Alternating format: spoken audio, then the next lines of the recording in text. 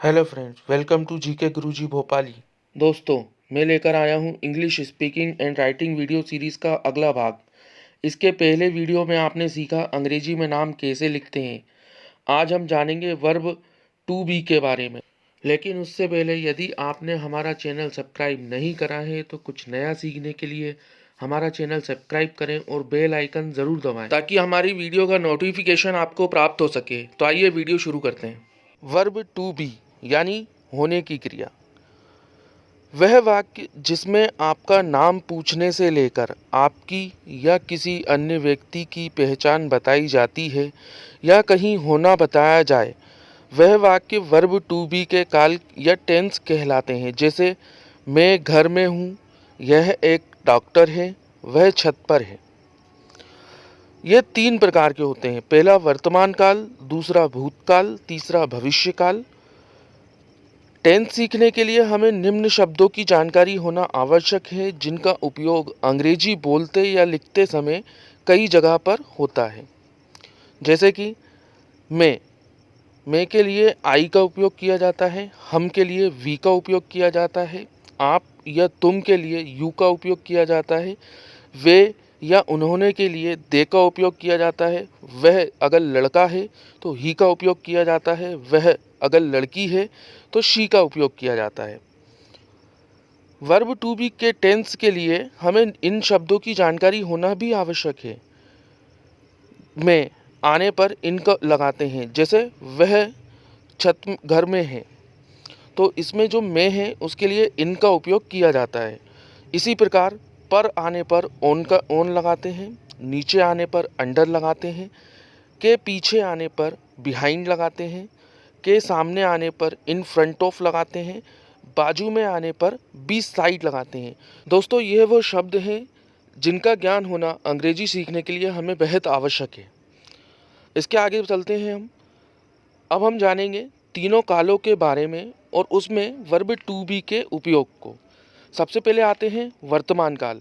जब किसी कार्य का होना मौजूदा समय में पाया जाता है यानी वर्तमान में, उसे प्रेजेंट टेंस या वर्तमान काल कहते हैं।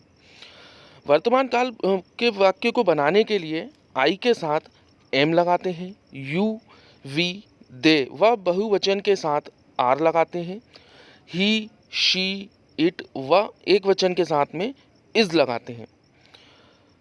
अफर्मेटिव सेंटेंस यानी सकारात्मक वाक्य। वर्तमान काल के सकारात्मक वाक्यों को किस प्रकार बनाया जाता है ये अब हम देखेंगे। इसमें सबसे पहले subject plus is M R, जो कि हम सब्जेक्ट के अनुसार यहाँ पे लेंगे, प्लस इन या ऑन, उसके बाद नाउन। इस प्रकार से अफर्मेटिव सेंटेंस बनेगा। अब हम यहाँ पे इसे कुछ एग्जाम्पल के माध्यम से समझेंगे। पहला उदाहरण है आप कार में हैं। यहाँ पर दोस्तों आप जो है वो सब्जेक्ट है और आपके लिए यू का उपयोग किया जाता है और यू के साथ हमेशा आर लगाया जाता है यानी यू आर, और मे के लिए हम इन लगाएंगे यानी you are in the car. अगला एग्जाम्पल देखेंगे दोस्तों, मैं ऑफिस में हूँ। मे के लिए आई का उपयोग किया जाता है और आई के साथ हमेशा एम लगाया जाता है यानी आई एम, और मे के लिए हम दोबारा इन लगाएंगे यानी कि I am in the office. इसी तरह से अगला एग्जाम्पल है दोस्तों, वह दुकान में है। वह के लिए हम ही का उपयोग करेंगे और ही के साथ हमेशा इज़ लगाया जाता है यानी ही इज़, और मे के लिए वापस से हम इन लगाएंगे यानी कि he is in the shop. अब इन्हीं सेंटेंस को दोस्तों हम नेगेटिव सेंटेंस यानी नकारात्मक वाक्य में बनाएंगे वर्ब टू की क्रिया को। इसके लिए हम सबसे पहले सब्जेक्ट लिखते हैं, सब्जेक्ट के बाद में इज़ या एम लगाया या आर लगाते हैं, उसके बाद नॉट लगाया जाता है, इसके बाद इन ऑन या जो भी शब्द वहाँ पे आए उसका उपयोग किया जाता है, प्लस नाउन। जैसे कि एग्जाम्पल आप देख सकते हैं, वह भोपाल में नहीं है। जैसा कि हमने देखा ही वह के साथ में इज़ लगाएंगे हम, इसके बाद में नॉट जो कि ऊपर दिया गया हुआ है यानी कि आपका सेंटेंस होगा he is not in Bhopal. अगला एग्जाम्पल है आप डॉक्टर नहीं हैं। आपके लिए हम यू लगाते हैं, यू के बाद आर लगाएंगे, आर के बाद नॉट, यानी कि यू आर नॉट डॉक्टर। अगला एग्जाम्पल देखेंगे, मैं बगीचे में नहीं हूँ। आई के साथ में एम लगाया जाता है और एम के बाद में हम नॉट लगाएंगे, यानी I am not in the garden. अब वर्ब टू बी के वाक्यों को हम इंट्रोगेटिव सेंटेंस में बनाएंगे, यानी प्रश्नवाचक वाक्य। वाक्य बनाने के लिए हमें इज, एम और आर को पहले लिखते हैं। सब्जेक्ट से पहले इन्हें लिखा जाता है, उसके बाद सब्जेक्ट आता है, उसके बाद इन, ऑन या फिर जो भी शब्द वहाँ पे हो प्लस नाउन का उपयोग किया जाता है। इसे भी हम एग्जाम्पल के तौर पे देखेंगे। क्या तुम व्यापारी हो? यह एक प्रश्नवाचक वाक्य है, तो इसमें तुम जो कि हमारा सब्जेक्ट है उसके साथ में आर का प्रयोग किया जाता है, यानी आर हम पहले लिखेंगे, उसके बाद यू, यानी आर यू बिजनेसमैन। इसी तरह से अगला उदाहरण समझेंगे। क्या वह कलाकार है? वह के लिए हम इज का प्रयोग करते हैं, यानी इज ही आर्टिस्ट। अगला उदाहरण देखेंगे दोस्तों। क्या मैं आपका दोस्त हूँ? मैं के लिए हमेशा एम लगाते हैं और ये प्रश्नवाचक वाक्य, इसलिए हम एम को पहले लिखेंगे। Am I your friend. इसी तरह से अब हम बनाएंगे नेगेटिव और इंट्रोगेटिव सेंटेंस दोनों को जोड़कर। वह कैसे बनाएंगे दोस्तों?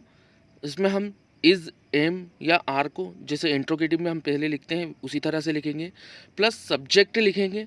सब्जेक्ट के बाद में यहाँ पे हम नहीं के लिए नोट का उपयोग करेंगे। इसके बाद इन या ऑन जो भी वर्ड वहाँ पे आए उसके अनुसार लिखेंगे, प्लस नाउन।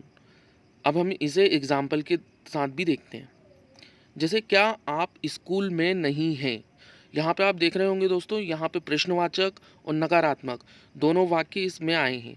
तो आपके लिए जैसा कि हम जानते हैं यू का उपयोग करते हैं और यू के साथ आर लगाया जाता है, तो यहाँ पे आर हम पहले लिखेंगे, आर यू। उसके बाद में सब्जेक्ट के बाद में हम यहाँ पे नोट लगाते हैं, तो are you not in school. अगला उदाहरण देखेंगे दोस्तों। क्या वह शिक्षक नहीं है? इसमें भी इंट्रोगेटिव और नेगेटिव दोनों सेंटेंस उपलब्ध हैं, तो वह के लिए हम ही का उपयोग करते हैं और ही के साथ इज लगाया जाता है, यानी इज को हम पहले लिखेंगे, उसके बाद में वह के लिए ही, यानी इज ही। उसके बाद सब्जेक्ट के बाद में यहाँ पे नोट लगाना है, क्योंकि यह वाक्य नेगेटिव भी है, तो इज ही नॉट टीचर। ठीक है दोस्तों, अगला उदाहरण देखेंगे इसी तरह से। क्या मैं तुम्हारा भाई नहीं हूँ? मैं के लिए आई का उपयोग करते हैं और आई के लिए साथ में एम लगाया जाता है, यानी am I not your brother. तो दोस्तों, वर्ब टू बी के इस भाग में आपने सीखा वर्ब टू बी के प्रेजेंट टेंस के बारे में। वीडियो के अगले भाग में हम देखेंगे पास्ट एंड फ्यूचर टेंस को। लेकिन यदि उससे पहले अगर आपने हमारे चैनल सब्सक्राइब नहीं करा है तो चैनल सब्सक्राइब करें और बेल आइकन ज़रूर दबाएं, ताकि उसका नोटिफिकेशन आपको प्राप्त हो सके।